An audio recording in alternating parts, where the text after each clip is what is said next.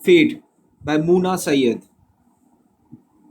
This, a big city, is what big cities are usually like.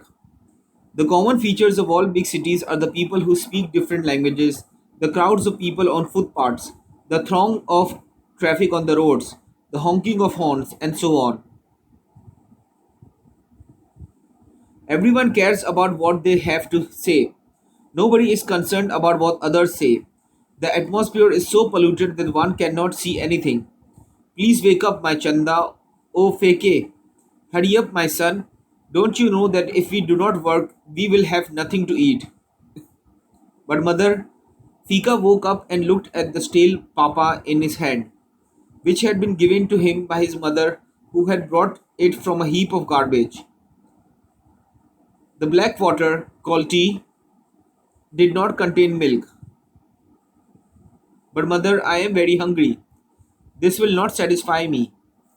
The hand striking the back of his head was very heavy. Oh, Fike!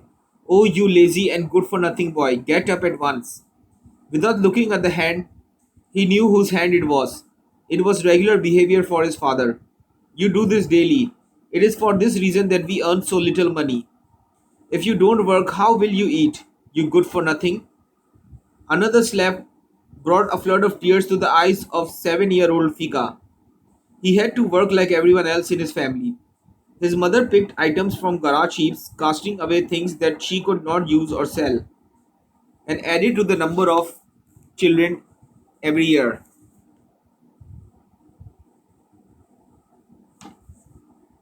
All the boys worked together and bore the burden of the increasing number of family members. They also bore the expenses of their drug addict father. In this unprecedented city, where all sorts of jobs are available, there was a man who was the administrator of an orphanage. A short man, his beard was dyed with henna. He wore a large scarf on his shoulders. You can call him by any name. However, he demanded that the children address him as Haji Sahib. You needn't worry. The children will arrive in time. You know what wages we get for our services? Yes, yes. The children will be quite neat and clean. He got off the phone and called out, Fazlu, oh Fazlu, where are you now? The voice dipped in sweetness some moments ago, had now changed into a harsh tone. The hand, quickly stroking the beard, reflecting his anxiety. Fazlu presented himself at once. Are the children ready?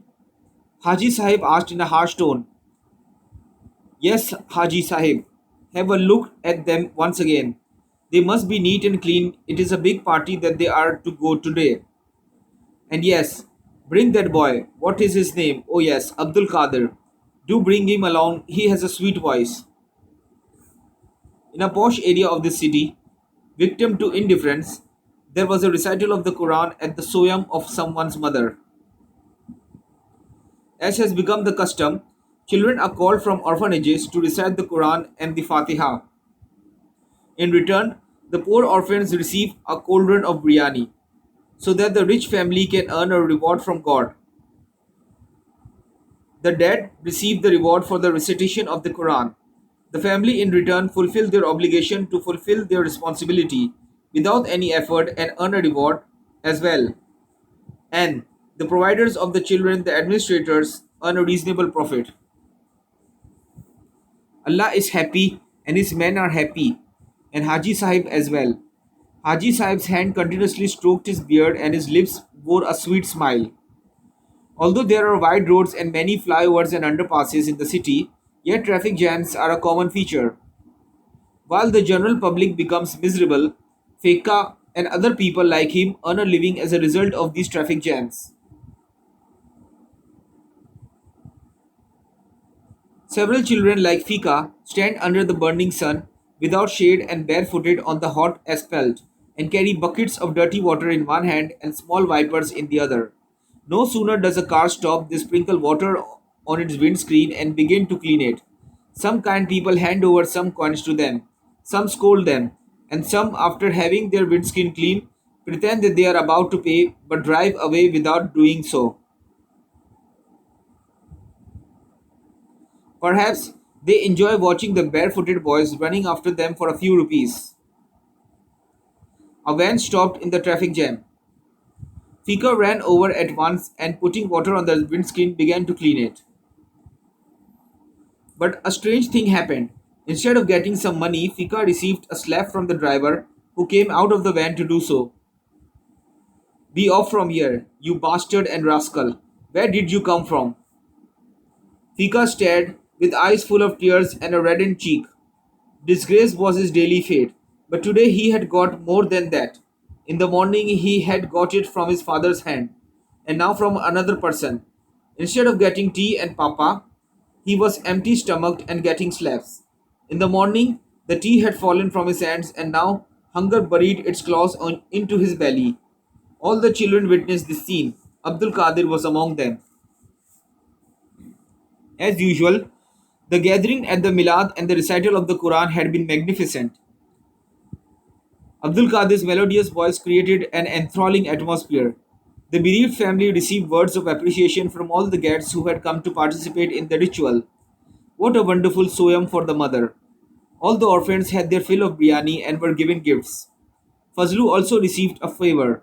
The most important gift, however, was lavished upon Abdul Qadir because it was he who had enraptured all. On their return journey, the van stopped at the same traffic lights. Fika ran towards it to earn his livelihood, but upon seeing the driver, he was reminded of the slap he had received from his hand. This time, Abdul Qadir had got a seat near the window. He felt disgusted on seeing Fika, with his tanned skin, hair made colorless by the heat of the sun, and scrawny body. Fika had been starving since the morning.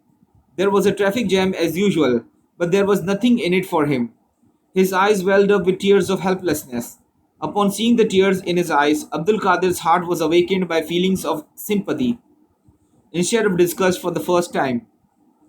Why are you weeping?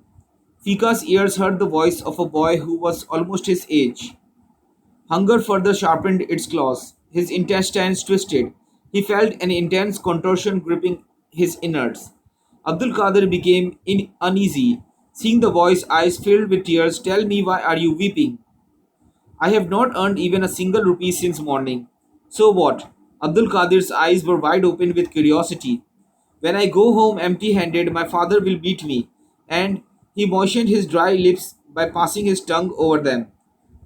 Today I have had nothing to eat since morning. Then, why do you not go to your house and eat something? Abdul Qadir, with a belly full of biryani, bestowed this advice upon Fika. Why are you hungry? Fika cast a wrathful look at him. Because my parents are alive. I am not an orphan.